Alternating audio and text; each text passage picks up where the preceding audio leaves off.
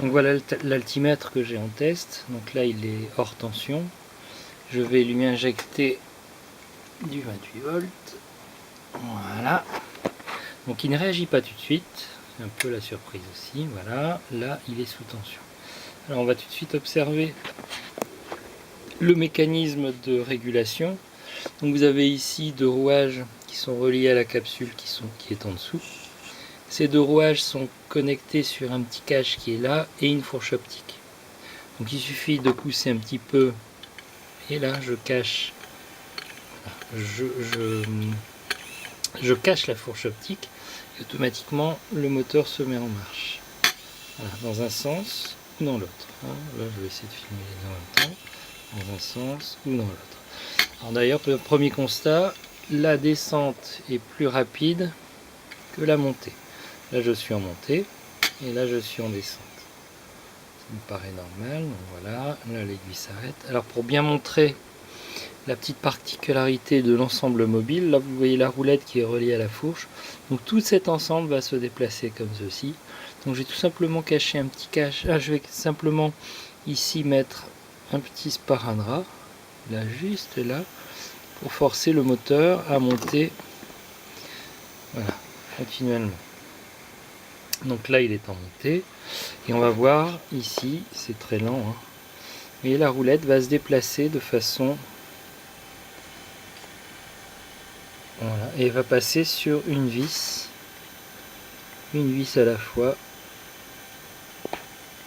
pour arriver à la fin, pour avoir une espèce de compensation. Vous voyez que les vis ici du haut sont nettement dévissées en fait, donc il doit y avoir un ajustement qui se fait.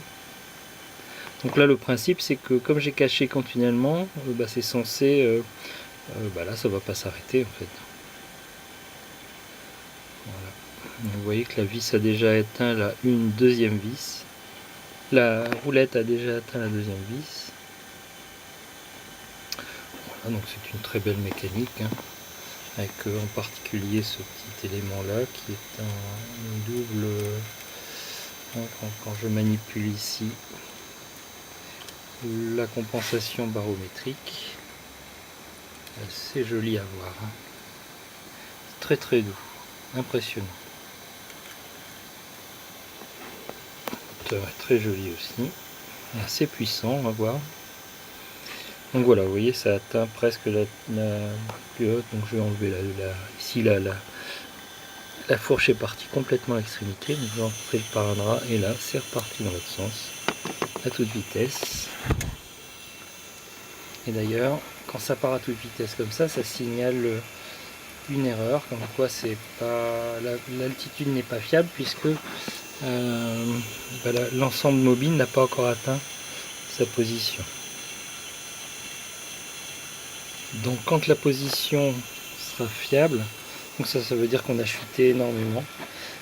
Donc le drapeau signale que c'est l'altitude n'est pas fiable. Et quand on arrivera pas loin de 0, le flag va se retirer tranquillement.